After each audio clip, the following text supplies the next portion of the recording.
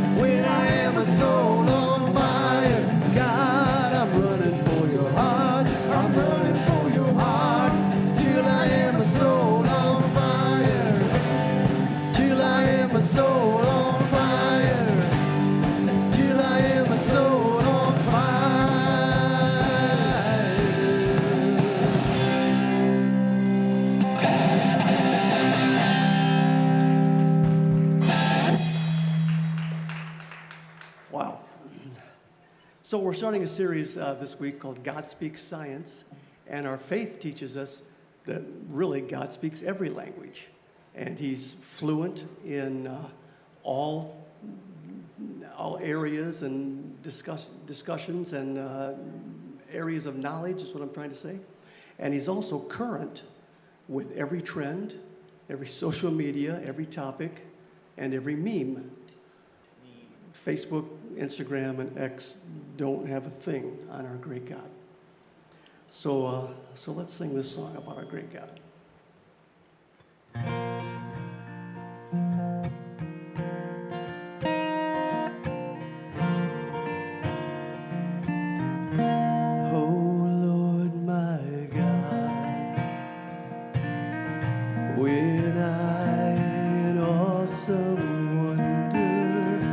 Consider all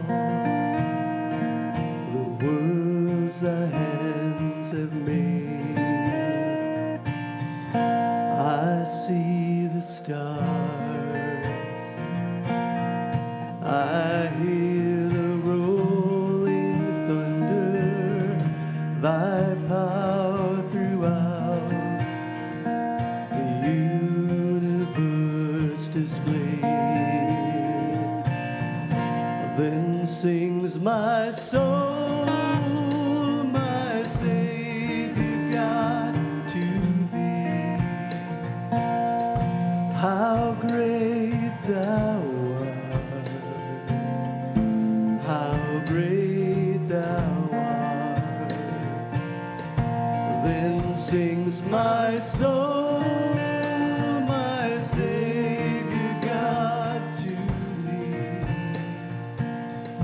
How great thou art, how great thou art.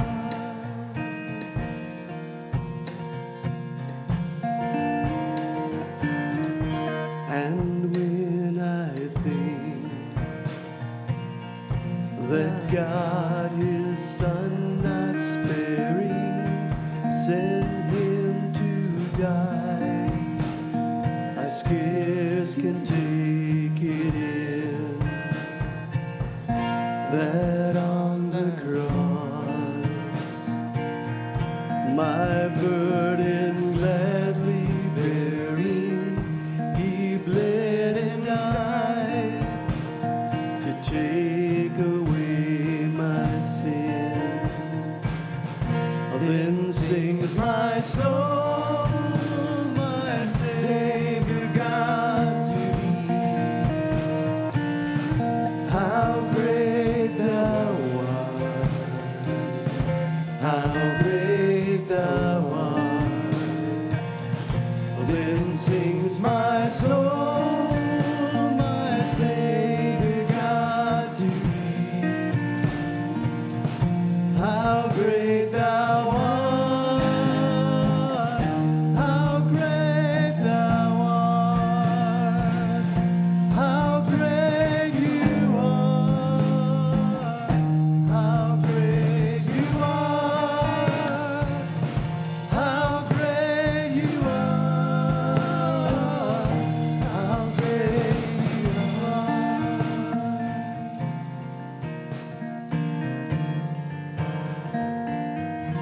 When Christ shall come with shout of acclamation and take me home, what joy shall fill my heart. Then I shall bow in humble adoration and there proclaim, my God, how great thou art. Then sings my soul, my Savior God, to thee. How great thou art, how great thou art. Then sings my soul, my Savior God, to thee. How great thou art, how great thou art, how great you are, how great you are, how great you are, how great you are, how great you are, how great you are, how great you are, how great you are. And amen. Go ahead and be seated. Bless you. And today the kids do not go up to Kids Creek. All right, yeah, there's no Stay Kids here. Creek. But if you're welcome, then you can come down front so you can see the science thing a little bit. All right, better. so yeah, we we're get- about to have a science experiment, so kids, come on up. Mr. Nathan's going to meet you right over here. It's science and faith, and we don't have Kids Creek, so we thought, what better way to get the kids involved than doing a science experiment? So, oh yeah, he's gonna go get some water. You guys just don't touch anything. Just stay right there for just a moment. All right. Liam, I said don't touch anything. Okay. All right. So when you came in, you should have gotten a program, and in that program is your connection card. Go ahead and pull this out, fill out the fronts to connect with us, and then we're going to refer to some of the things on the back a little bit later in the service. That's right. All right. Let me find where I'm at. All right. Okay, selfie of the week is next. So pull out your cell phone. I left my cell phone was just in my hand. Did you? Okay. All right. We're good. Okay, so snap a selfie. A selfie of a selfie. Got the kids in the background. Kids, say hi.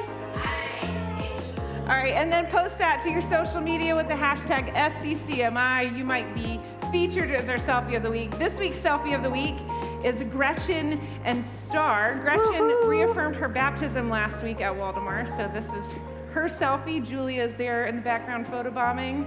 Super fun. If you're picked to be selfie of the week, then you get a $5 Big B gift card. So that's some incentive there for you. And they're cool drinks which taste really good about right now. That's true. All right, so now it's time for the kids' science experiment. I'm going to turn it over to Nathan. Right, so I am going to attempt to stand this way so I don't get feedback in the mic. But we're all going to go ahead and say how much we appreciate Jason Kelly for managing feedback when it happens, right? Woo-hoo! Thank you, Jason. Please don't hate me. Anyway, so we're going to do a science experiment called elephant toothpaste. And Teresa Miller is going to help. Have you guys ever heard of elephant toothpaste? Yeah? Yep, okay. A couple people? Yeah, have you guys ever smelled an elephant's breath? You have? I have not. No, but I've seen it terrible. Probably. Elephant toothpaste sounds way cooler. Yeah, so they made volcanoes. Elephant toothpaste is a little bit of a riff on that. So here's the rundown of what we're going to do. We're going to take some hydrogen peroxide, which almost all of us have in our home. We're using a 12% concentration, which you can buy at like a home improvement store. And we have added 1 cup of that hydrogen peroxide into our formerly root beer, now very scientific beaker. Not really. And we're going to add some food coloring for fun, and then we're going to add a squirt of dish soap. And what this does, you can do like a big old squirt, just for fun. What this does is we're going to mix some items with it. We're going to mix some yeast and hot water and pour it in there. And the yeast is going to act as a catalyst to create a whole, like 1 million tiny little oxygen bubbles. Because hydrogen peroxide is H2O2. So it's, we only need 1/3 of a cup, so you might have to pour some excess in there until we're down to 1/3 of a cup. Hydrogen peroxide is H2O2, and this catalyst pulls that oxygen, one of those oxygens away, so you end up with H2O and a giant pile of elephant toothpaste. So, oh yeah, this is 1/3 here. That's all I need. Yep. I did not give great instructions about how much water we needed, and thankfully, we were set up with more than enough. So, can one of you open this? Yes. So we're just using active yeast. We're going to put 2 tablespoons of active yeast. Sure, you can put 2 tablespoons of active yeast into here. Yep. The big one. The big one. Oh, that was a little shy, so make the next one heaping. You don't have to be exact, but you know, it's a helpful practice. There you go. Just a tiny bit more. Then, all right, that's good. I'm going to give this to Talia, so stir that up for about 15 seconds, okay? So in here, we've got our hydrogen peroxide at 12% concentrate. What you have at home is typically a 3% concentrate. It'll still create a reaction like this, but it won't be quite as big. So, who was counting 15 seconds? Yeah? Okay, good. Awesome. Now, can you girls take a step back? We actually don't need the funnel for this part because it's got the nice little pour spout. So, let's see what happens when we release a bunch of oxygen from hydrogen peroxide. So, But check it out, right? It's like foamy. Yeah. Who's got the toothbrush? Me? No, my face is not the toothbrush. Okay. No, that's a very expensive toothbrush. We're not doing that. So what it does, right, is like all these tiny little oxygen bubbles as in the form of a gas get trapped in the hydrogen peroxide or what's left over the water, and the soap like creates little tiny bubbles so it stays as this sort of foam. So when you do this at home, right, you can feel free to like play in the foam because you're using like a 3% hydrogen peroxide and it's not as strong. If you want to get really wild, you can contact like a salon and get like a 35% hydrogen peroxide, and then it gets really tall. So we're not going to touch it today, but if you do it at home with the normal hydrogen peroxide, then yeah, you can play with it and have fun with it. It's no big deal. So it will make your hands green. Let's not do that. All right, thank you guys so much for coming up. Hopefully this was a little bit of fun. You can head back to your seats now. Yes, thank you to Nathan and Teresa and the kids. We're planning to have some kind of science experiment every week in this month because we're talking about science. And so hopefully we can keep coming up with some really good, easy science experiments. So like I said, we're starting this series, God Speaks Science, and our first message is called What I Wish the Church Knew About Being a Scientist. Now, you might not know this, but I am not a scientist. I was not a scientist in a former career, but Pastor Mark was a scientist in a former career, and so we're going to hear from him. We're really privileged to have a pastor on our staff who's also a scientist. And so we're going to hear from him. And our message this morning, it begins with this. Anyone who is bilingual knows that you can speak two different languages and say the same basic thing. Each language adds nuance and layers of meaning to the other. Science and faith are two languages that can work together to say the same thing and add a depth of our understanding and experience of God. In this 4-week series, we'll work toward becoming bilingual with our faith and science languages. In the end, we'll experience a richness in speaking both.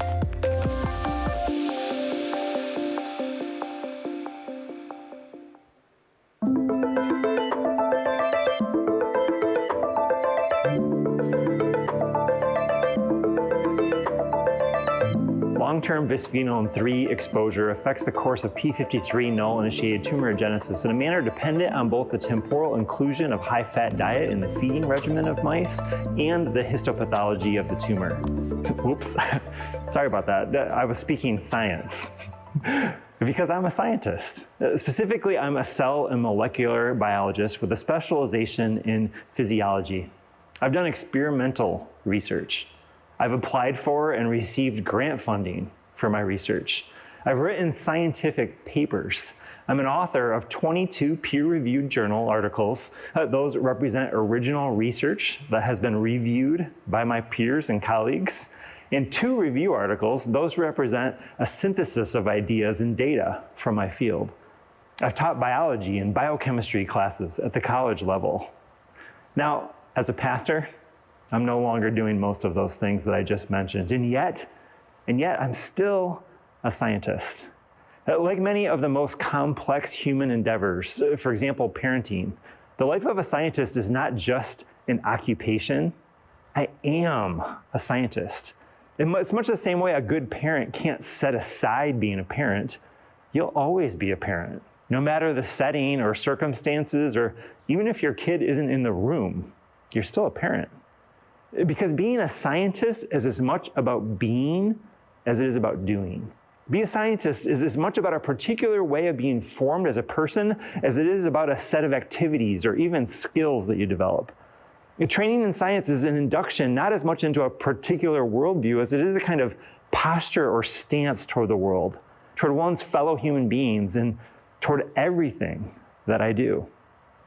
Today we are kicking off a new series called God Speaks Science. It's a series where we're bringing together 2 passions of mine, science and the Christian faith. I trained and practiced as a research scientist for 15 years, and then I set aside my science career to become a pastor. I'm a personal example of how these two things, science and faith, can come together. Now, I'm filming today at Tinker Lab in East Lansing, and I'm so grateful to them for allowing us to use their amazing space. I loved exploring this place. Tinker Lab is a place for kids to experience STEAM, hands-on in an environment designed specifically for them. But families, I want to encourage you, check this place out and come and discover along with your kids. Now, in a way, being a person of faith and a person of science, it's like knowing two languages.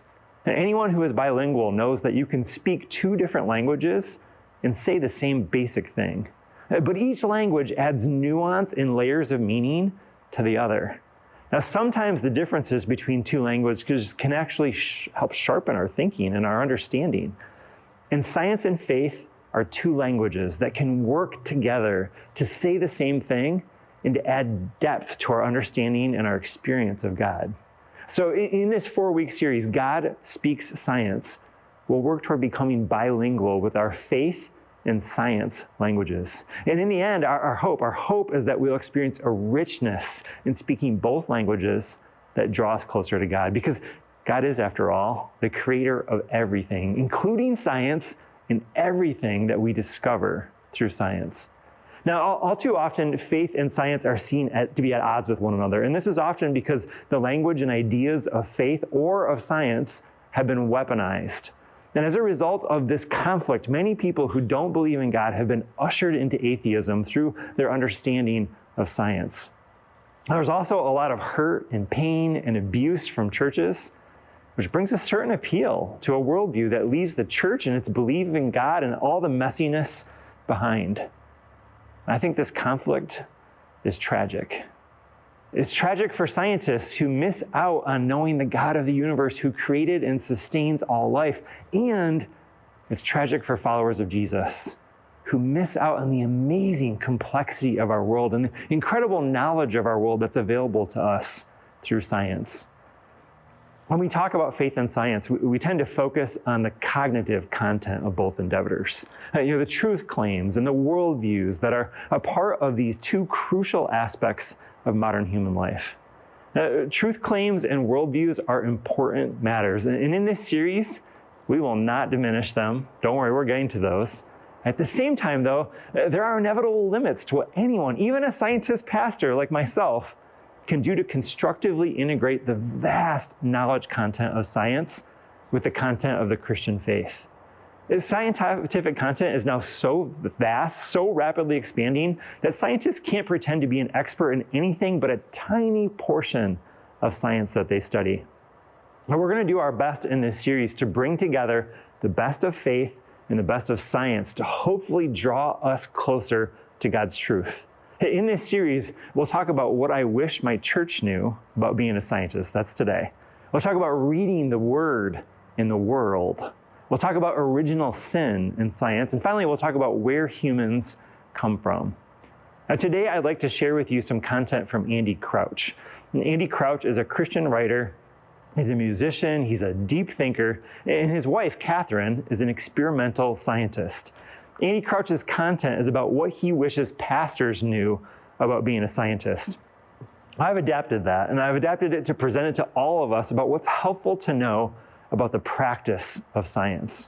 Now, what I'd like to outline based on Crouch's article is another way to approach faith and science, which is, I think, more within reach for all of us than to know everything about all the latest scientific discoveries and theories. This is way more accessible stuff, and I'm going to invite us today to prayerfully support and encourage the scientific life as a vocation that can reflect the image of God and can be a place for working out one's own salvation. Let me repeat that. We're going to be invited to prayerfully support and encourage the scientific life as a vocation that can reflect the image of God and can be a place for working out one's own salvation. What I want us all to do today, throughout today, is to remember that science is performed by people. By people. Now, today, this is prayerful because we're inviting God into this conversation. And whether you are a scientist or whether you even know a scientist other than me, I hope that we leave today with an appreciation for the work of scientists and how it can help support us in following Jesus. Now, let's pause here for a chat question about faith and science to help us reflect on the problem that this series addresses. Here's our first question for discussion. Where have you seen conflict, or where could there be potential conflict between science and faith? Well, let's take a moment and let's talk about that.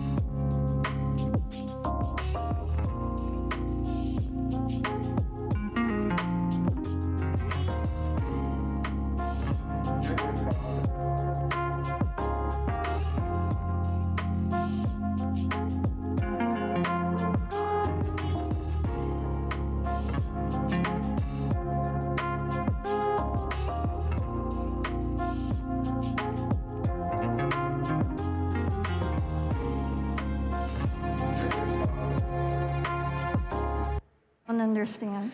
Oh, Whoops. we were having a good conversation. Before we jump into this question, I forgot to mention that we have these fancy activity bags. Now, they're put together for children, but... Now, John, don't take one. I mean, honestly, I was like, I'm just gonna, like, this is helpful for me even when we're watching a video. Like, you can just have these little fidgets. So if you... yeah, especially if you're a kid. There's some bags in the back. If you're an adult, I won't judge. But we do ask that these are returned at the end of the service so that we can have them for next week and for the future. So, Teresa, where have you seen conflict, or where could there be potential conflict in science and faith? Well, I personally have felt that they've worked together, that science, certainly describes a lot of what God created. And yet, where the conflict comes is when it's one lane or the other. Yeah. Where I think they very much work together. We don't understand science and we don't understand God, but that doesn't mean that we don't live in this world and can appreciate both of them. Yeah, when I thought about this question, I thought of like when we try to make like the Bible be a science textbook, well, then it doesn't work. And then there is conflict, right? But when we let the Bible be what the different parts of the Bible are, then they don't have to be in conflict with each other. Or if we try to make science prove something about God, well, that's not usually going to work. Science can support God. God can support science. Like, it can interact with each other, but you have to let it be its own thing. That's kind of how I feel about it. I agree. Yeah. All right, well, let's continue on with the next segment of our message.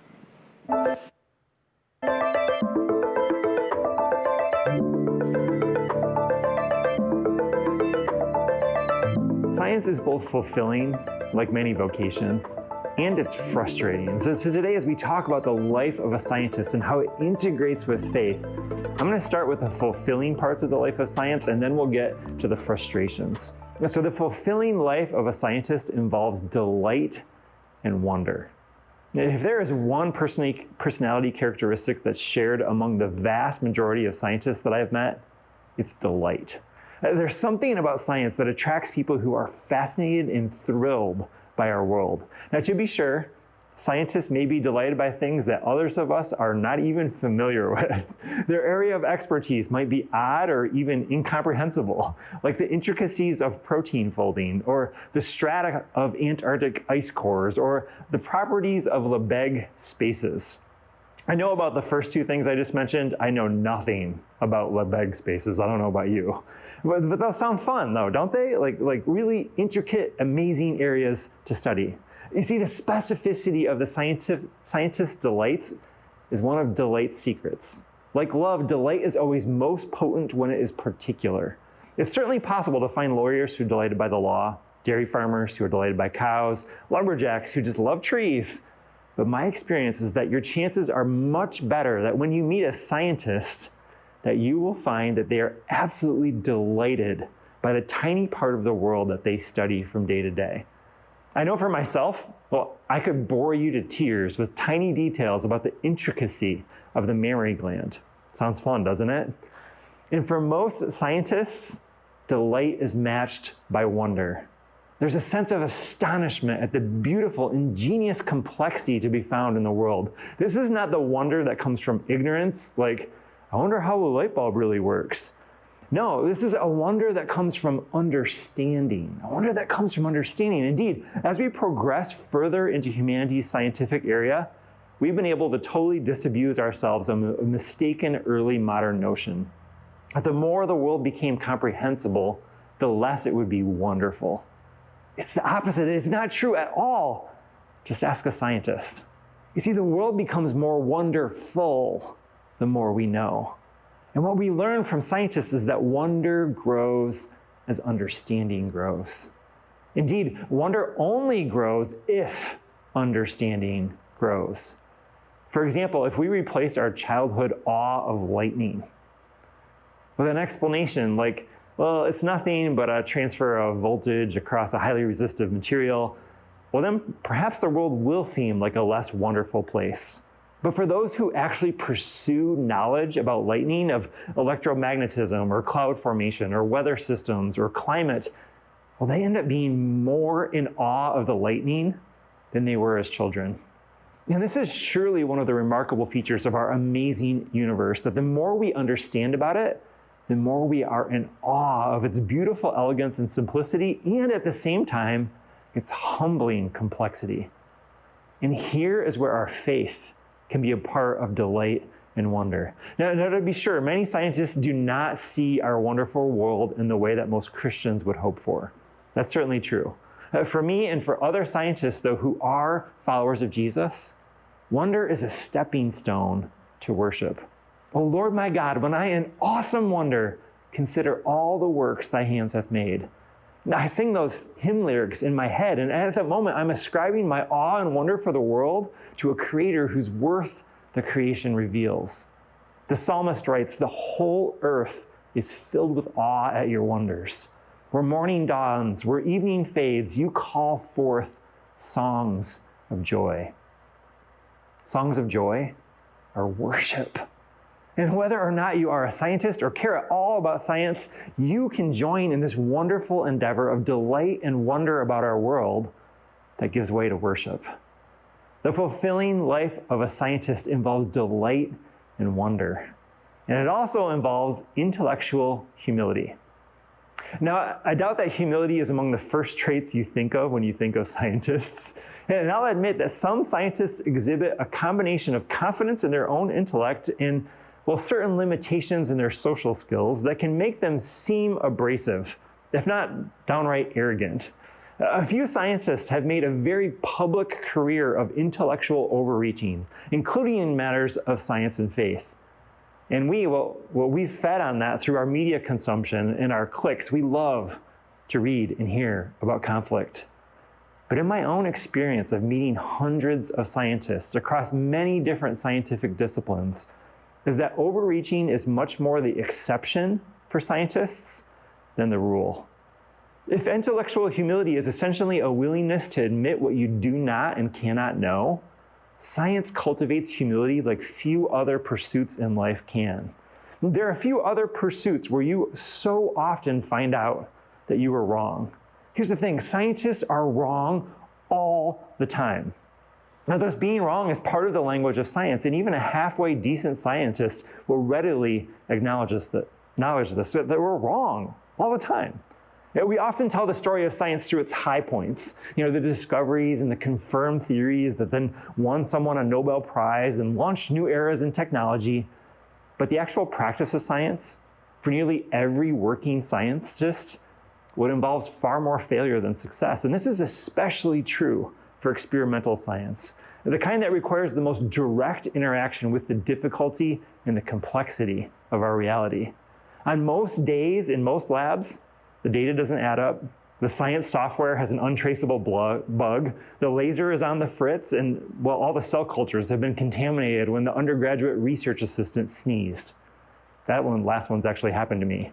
I hated contaminated cell cultures. And I've done a whole experiment costing thousands of dollars where I forgot to do a step. Oops.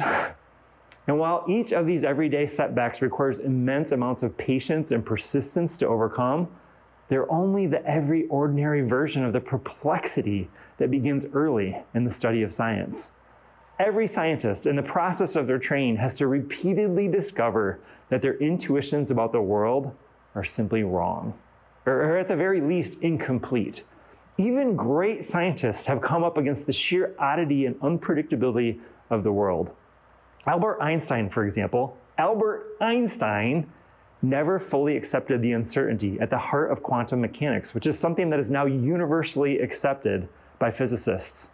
Albert Einstein was quite simply wrong, or at least his ideas were incomplete.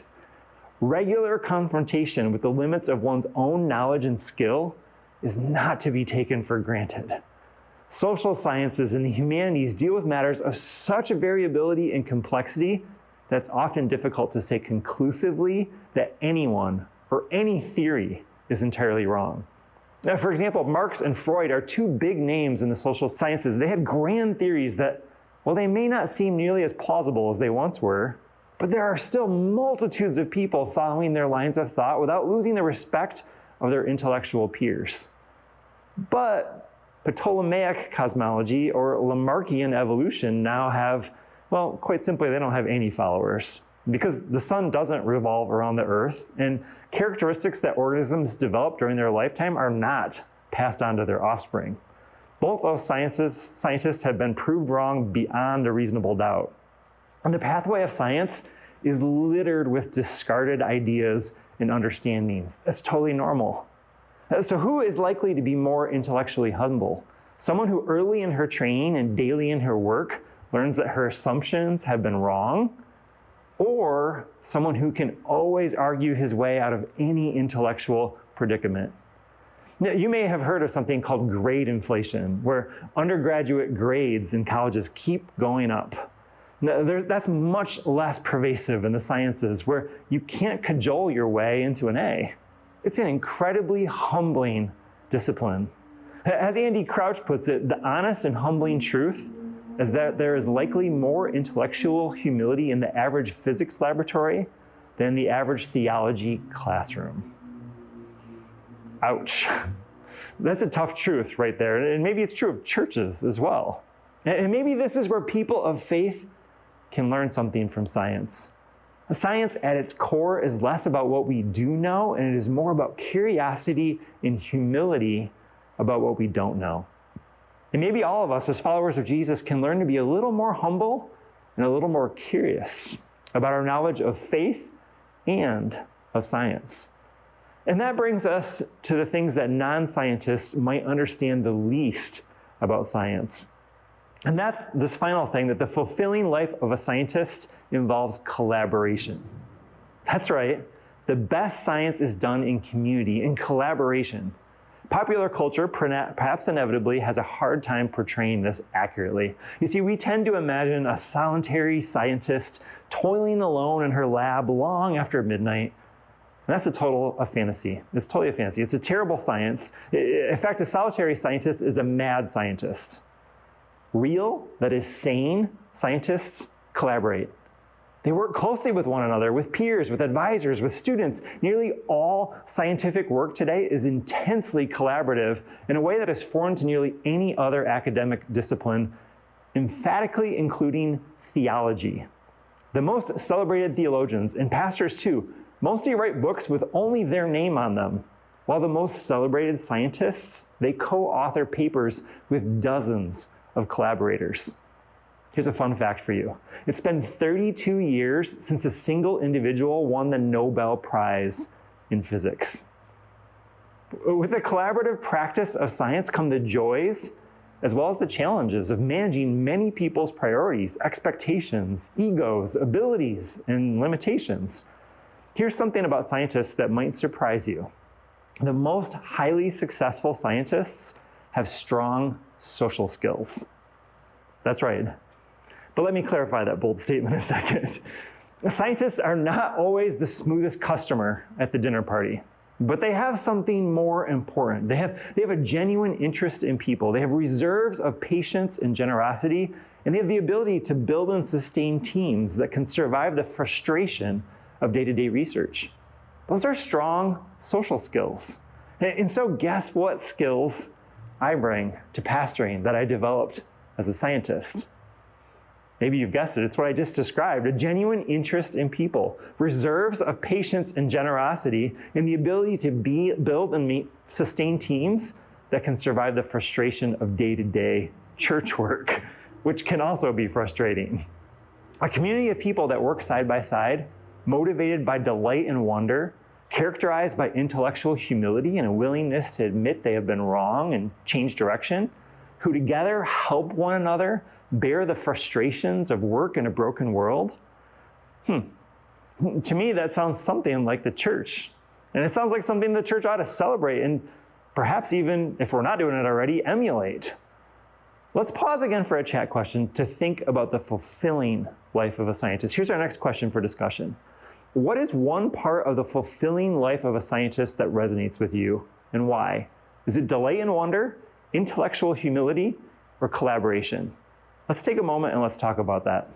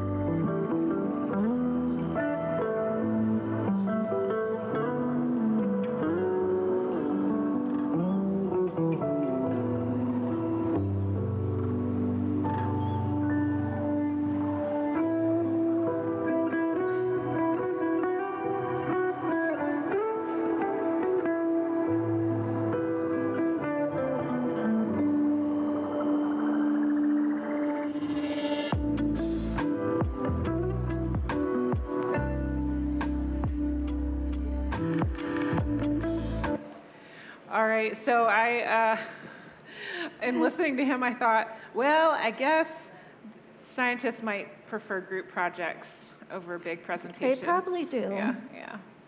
But for me, when I thought about this question, I thought of like delight and wonder. I don't have a lot of experience doing science or like learning about science, but whenever I learn something new about how the world works, I do find a sense of wonder. Even doing like this science experiment, it wasn't very technical. Maybe you can't really call it an experiment. I don't know. But putting together a chemical reaction and then watching what happens and watching the kid, like everyone was like, oh, like when it went up, like that, there's something delightful about that. There is, and when new discoveries are made, it's just amazing. I mean, I've always enjoyed science, and I think that's one reason I went into nursing, to get a better understanding of what's going on in these bodies that we have, and just the wonder of all that we are. Yeah, I love that. Well, let's continue on. We have another segment for you this morning.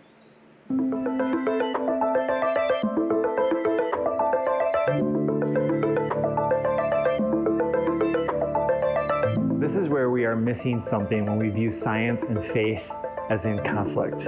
When we're in conflict with something, it's really hard to learn from the opposing side.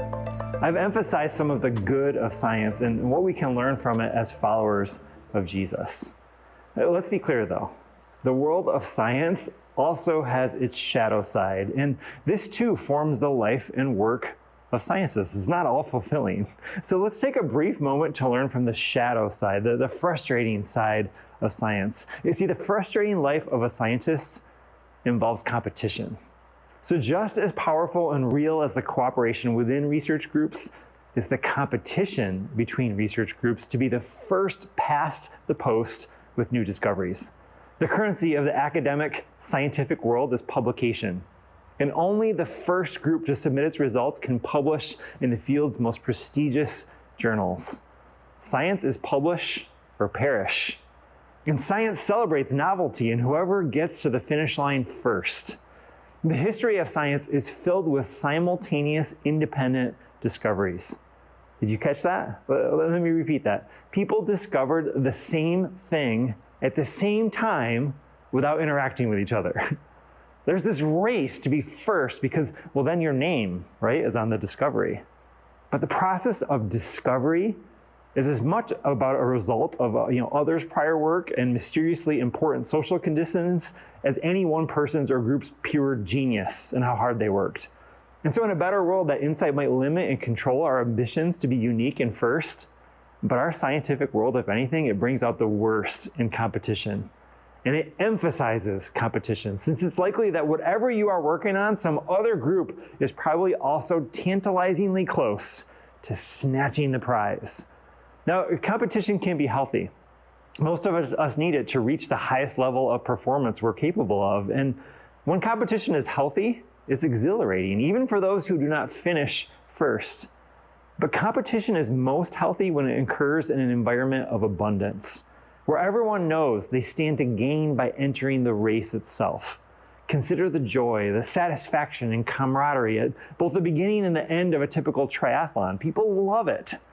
Competition becomes stressful, if not downright toxic, when it takes place in an environment of diminishing resources and threats to our survival. Think of what I've just described. Couldn't what I've been describing for scientists also be true for followers of Jesus in churches? Are we competing with other churches, or are we recognizing the abundance of God's love that is meant to be shared with everyone? Diminishing resources and threats to survival can describe many of the churches in the United States today, even within the United Methodist Church, of which Sycamore Creek is a part. Maybe the frustrating life of a scientist can also be linked to the frustration some of us find and experience as followers of Jesus. Now, unfortunately, diminishing resources and threats to survival, that's more and more the norm, more and more often the case in the practice of science today. And as the pressure ratchets up, so do the risks to the emotional and spiritual health of those practicing science. And so along with all this competition in science, that leads to the frustration of risk. That's our second thing, risk. Now, career, that can be a verb or a noun. To career is to hurtle out of control, lurching from side to side. That's the verb, which makes it odd that in the noun form, career connotes a well-defined and relatively predictable path of professional success. Scientific careers have much more in common with the original verb than with the tamer noun. Scientific research probes at the edges of what is known, and that means that even the most talented scientists can only guess at the chances of success at the outset of any new research venture. That's interesting, isn't it? And what is true for individual experiments is true for whole research programs and whole lives in science. I have colleagues in science who have had fabulous careers. They've got tenure and major grant funding and great results that they've published. I also have colleagues with equal talent and training who have lost one job after another in the restructuring of the pharmaceutical industry. To choose a career as a scientist is to embark on a journey whose end cannot even be reasonably guessed at from the beginning, no matter how great your talent level or how fortunate your choice of mentor or advisor or subject to pursue. Now, the writer of Hebrews says about faith that faith shows the reality of what we hope for. It's the evidence of things we cannot see. To choose to embark on a career as a scientist is to accept risk. And I would argue that the same is true of putting our faith, our trust in God. It's an act of risk. That faith is living as if the reality we hope for is true, and that's often not easy to do. The bottom line is that being a scientist is risky, and there's a psychological stress that comes with this kind of uncertainty. Now, I know many of you experience this with your faith. Uncertainty is hard, and navigating uncertainty can be stressful. As scientists navigate that stress, they often experience the third frustrating thing, which is isolation. Earlier, I told you that science is collaborative. That's true. It is collaborative. And it's isolating. To practice science is to also accept a certain amount of isolation from one's fellow human beings. Sometimes the isolation is, well, it's emphatically physical. It's long, lonely observing sessions at remote telescopes, all-nighters in a lab waiting for a biological process to occur that takes its own sweet time. I've been there. Or it's working in a lab in the basement to minimize vibration and with no windows to minimize ambient light. Been there too, it's not so much fun. I spent so much time in dark rooms by myself as a scientist, and I have to be honest with you, I don't miss that part of science at all. But the isolation can also be intellectual. The high degree of specialization science requires means that even most members of a particular department, like the Department of Physiology that I was in at MSU, other people in your department can't easily understand your current research, or vice versa, I can't understand theirs. Even more difficult is explaining one's work to neighbors or to fellow Christians. I experience all the time as I would try to tell someone about my research and their eyes would gloss over.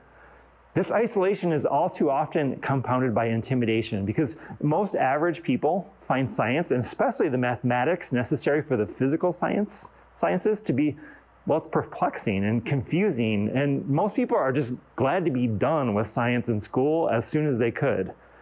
Many people are uneasy and inexperienced in talking about scientific research, so, well, they quickly change the subject when I start talking about the mammary gland. And this means that many scientists simply never get to share the joys and challenges of their work with most of the people that they worship and play with. You see, the frustrating life of a scientist involves competition. It involves risk and isolation. And those three things aren't unique to science. Maybe you've experienced some of those things too. So let's take a moment and to reflect on those, the three frustrations that science experiences, and where you might have experienced those things yourself. So here's our next question for discussion. Think about this and turn to someone and answer this question. What part of the frustrating life of a scientist can you relate to? Competition, risk, or isolation? Let's take a moment and let's talk about that.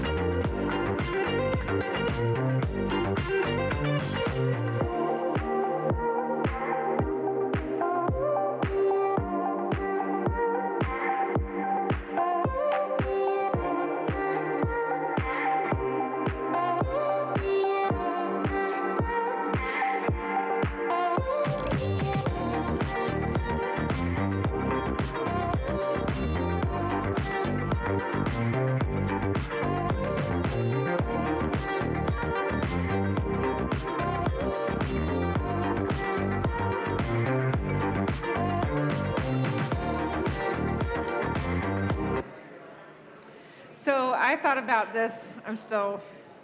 Hopefully it's not very loud when I'm messing with this. I like the fidgets. Okay, so I thought about this question as being a pastor, and risk came to mind. So like moving after I graduated from seminary, I moved my family to Chicago. And then 2 years later, the campus that I was leading in Chicago closed the campus I was leading because of budget reasons. And then I found myself looking for a job again.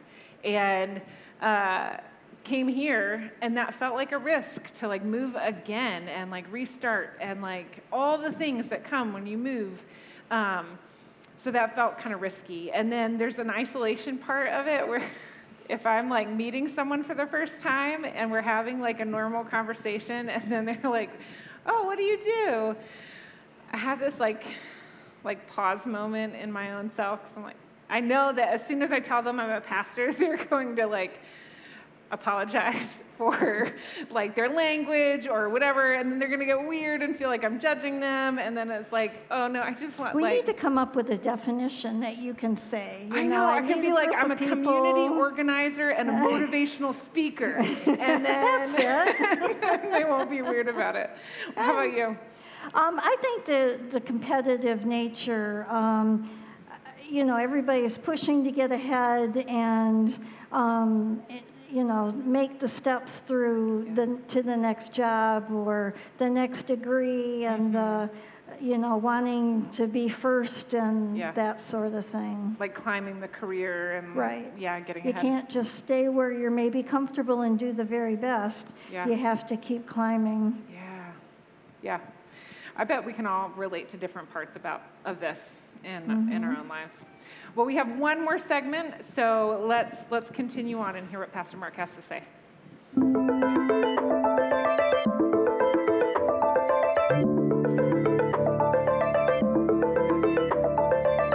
I didn't cover it all today, but this is the life of a scientist, at least based on my own experiences. It's fulfilling. The fulfilling life of a scientist involves delight and wonder and intellectual humility and collaboration. But it's also frustrating. And the frustrating life of a scientist involves competition and risk and isolation. Those are hard things to deal with. Now, some of these realities for scientists are probably not new to you because, well, some of the realities are not exclusive to science. Other people experience these things. And I hope you've seen throughout my description of science how faith can be woven in and how important it is to bring together faith and science. Everything I've shared today about scientists involves the soil where discipleship in Jesus can grow, where grace can be discovered, and where real faith can be nourished. I know that's been my own experience. But when we avoid science and talking about the strengths and challenges of pursuing science, well, our faith and our communities of faith are missing an important component to them. Here's the thing about science. Science itself cannot interpret the practice of science, and not in a way that does justice to the whole experience of being a scientist.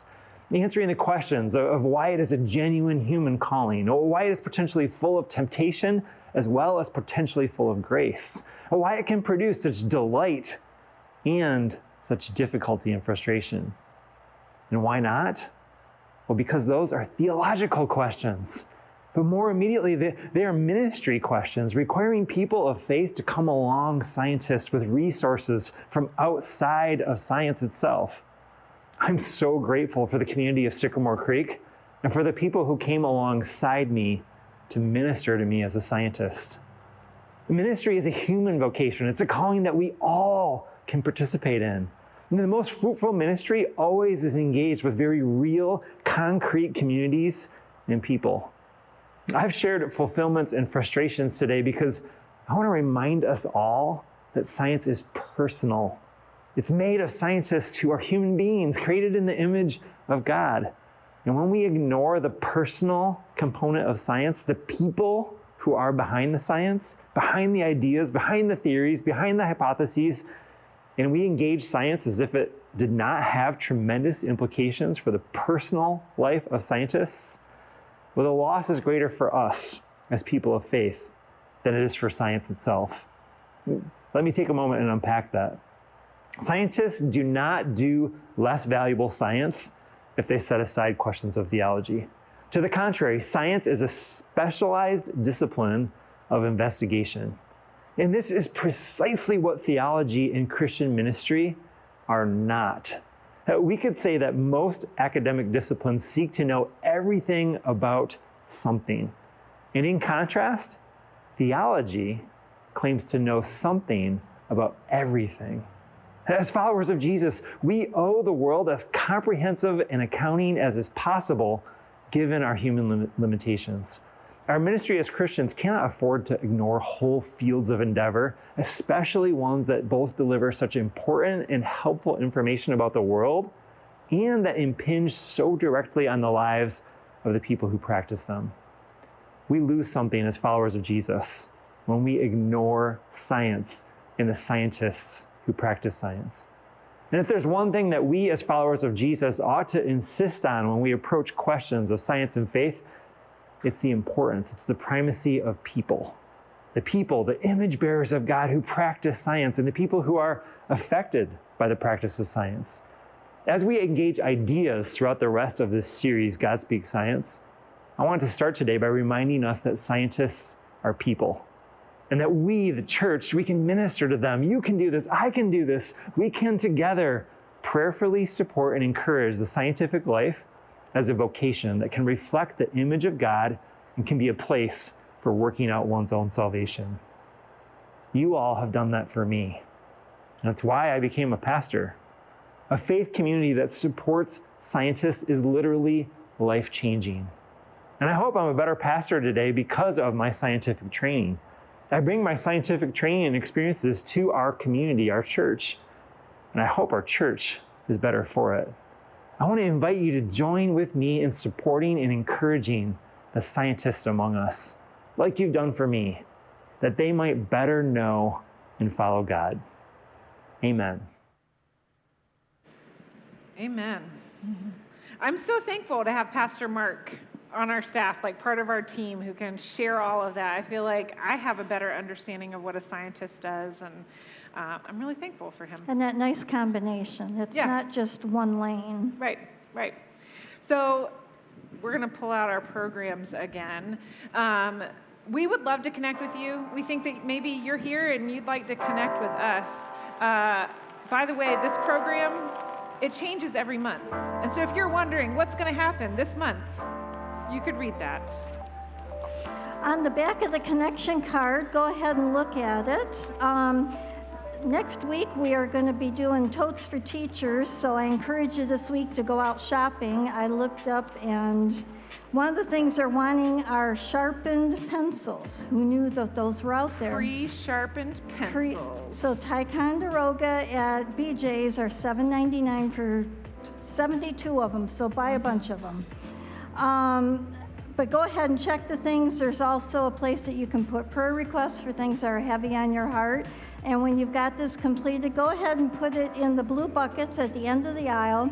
If there's a few cobwebs in there, just wipe them out. You know, we haven't been around for a month, so. Yeah. So like she said, next week is Totes for Teachers. We started doing this last year, and we have like a little bit of money set aside in our budget from the Christmas Eve offering that we use to sort of get this jump started. I'm gonna get some totes. Last year I got the Bagoo bags. Do you know what those are? The reusable grocery bags. They're super cute, but also I got some that were men would also. Yeah, they weren't just girly. I mean, like, there's a wide variety. And so last year we got lots and lots of different kinds of supplies. And then every teacher got like a few things of each of them. And this year I talked to a couple of teachers and I said, okay, which is better? A lot of things that you get a few of, or a few things that you get a lot of? And they said a few things that you get a lot of. So we're looking at pre-sharpened pencils, dry erase markers, tissues, and nut-free snacks. All right, so you can go shopping, pick those up, bring them next week. Go ahead and snap a picture of this. I see some phones out. You all are so smart. Or you can give financially. You can just write it on your memo, or if you give online, you can put it in your note that this is for Totes for Teachers. I have some time blocked off in my schedule next week so that as money comes in, I'll be prepared to go and shop. If you want to shop with me or go with me to deliver this stuff, write that next to the thing on the connection card.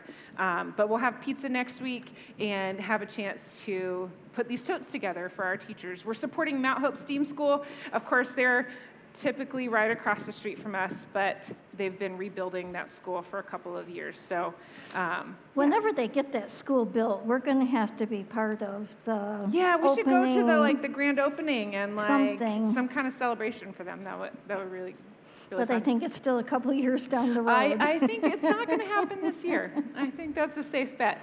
So the week after next week, we're going to have a Teen Fuel game night. So if you have kids who are Teen Fuel age, we were given a foosball table, which I think is really cool. I don't see anybody acting like this is really cool, but I think it's really cool. And I see one Teen Fuel kid's like, yes. So we're going to break it in. We've got foosball table. I've got some games. We're going to have pizza. Eric Neeser and I are going to put this thing together. I've got some games like Throw Avocado and Taco Cat Goat Cheese Pizza and some other ones. But if you are there's a game that you're this is the game that kids like, let me know. I would love to take that off your hands. All right, so then coming up. For our summer services, we travel. And so on Labor Day weekend, we're going to be at Eastwood up on Lake Lansing. And one of the cool things is we want you to stay for lunch. And the Justice League is going to do a presentation while we're sitting around the tables eating pizza. Mm-hmm. So again, that Sunday, don't come here. You want to go up to Lake Lansing Road, and all three churches will be together for one last time as we end summer. How can that be? I know. I can't believe it's already August. I know. It's gone way too fast, but at least it's been warm this year. That's true. It has been warm. We have a couple of ways that you can give. You can scan this QR code. You can go online. There's an envelope in your program, and you can drop that in the blue bucket. However you choose to give, we're really thankful. Your giving helps make the mission happen here at Sycamore Creek. And what we're celebrating this week is that we got to do some baptisms last week. Very cool. All the baptisms that were at Waldemar were folks from South Lansing. So we had a couple of kids from the Ely family, and then Gretchen reaffirmed her baptism. And that was it was such a special, fun moment. So thank you for your giving. It helps make those kinds of things happen. Okay, I have one more shout out question for you this morning. What is your favorite summer Olympic sport to watch?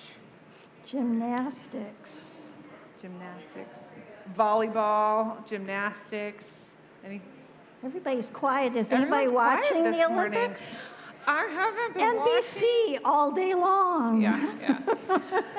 Anyways, well, you can all go and keep watching this afternoon and then report back to us later. You can let us know. All right, well, we have one more song this morning, so would you stand with me and let's sing together. This song has some of the most creative and best lyrics I think I've ever heard. So don't just sing them with us, but kind of glom onto them and ponder them when you get a chance.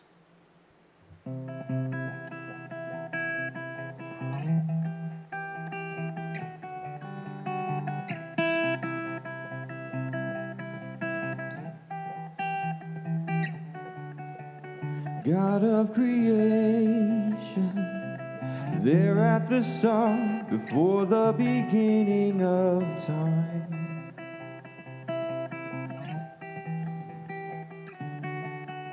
With no point of reference, you spoke to the dark and fleshed out the wonder of life. And as you speak, 100 billion galaxies are born. In the vapor of your breath, the planets form. If the stars were made to worship worship, so will I can see your heart in everything you've made. Every burning scar will take no fire of grace. If creation sings your praises, so will I.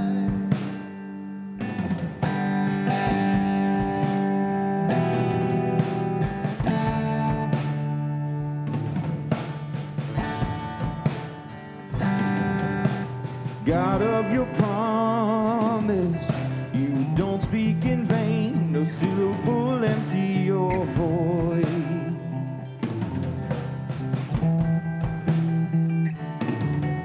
For once you have spoken, all nature and science follow the sound of your voice. And as you speak, 100 billion creatures catch your breath, evolving in pursuit of what you said. You got control and you so alive. I can see your heart in everything you say. Every painted sky, a canvas of your grace. Creation still obeys you, so alive. So alive.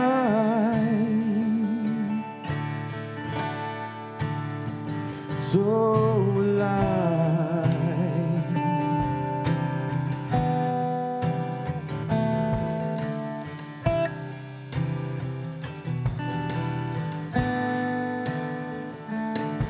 If the stars were made to worship, so will I. If the mountains bow in reverence, so will I. If the oceans roar your greatness, so will I. If everything exists to lift you high, so will I. If the wind goes where you send it, so will I. The rocks cry out in silence, so will I. If the sum of all our praises still falls shine, we'll sing again 100 billion times.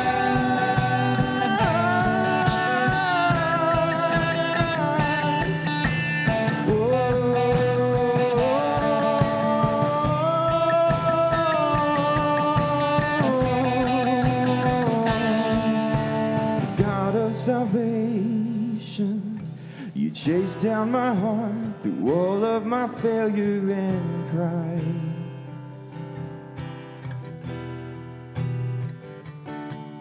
On a hill you created, light of the world, abandoned in darkness to die.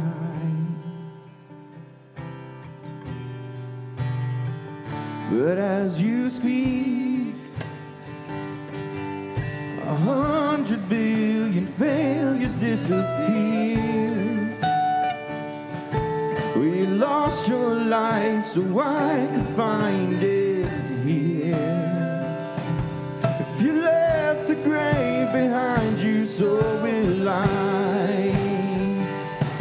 I can see your heart in everything you've done. Every part designed in a work of art called love.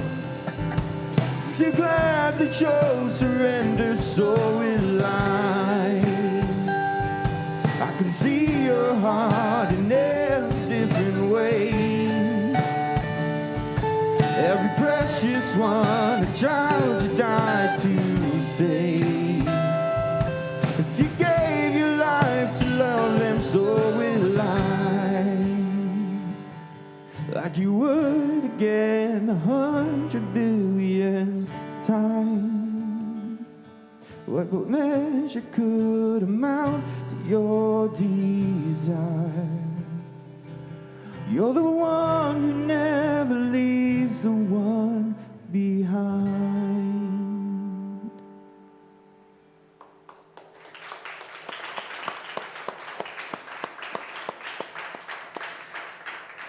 Thank you for joining us this morning. I hope that you'll come back next week as we continue this series with a message on reading the Word and the world. Until then, be curious, be creative, and be compassionate. Go in peace, friends.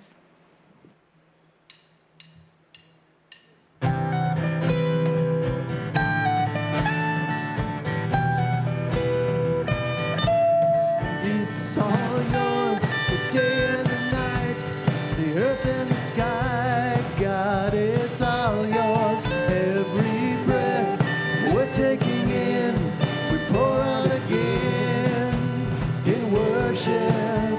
The mountains rise and lift your name, the oceans roar and shout your praise. Everything is yours. The mountains rise and lift your name, the oceans roar and shout your praise.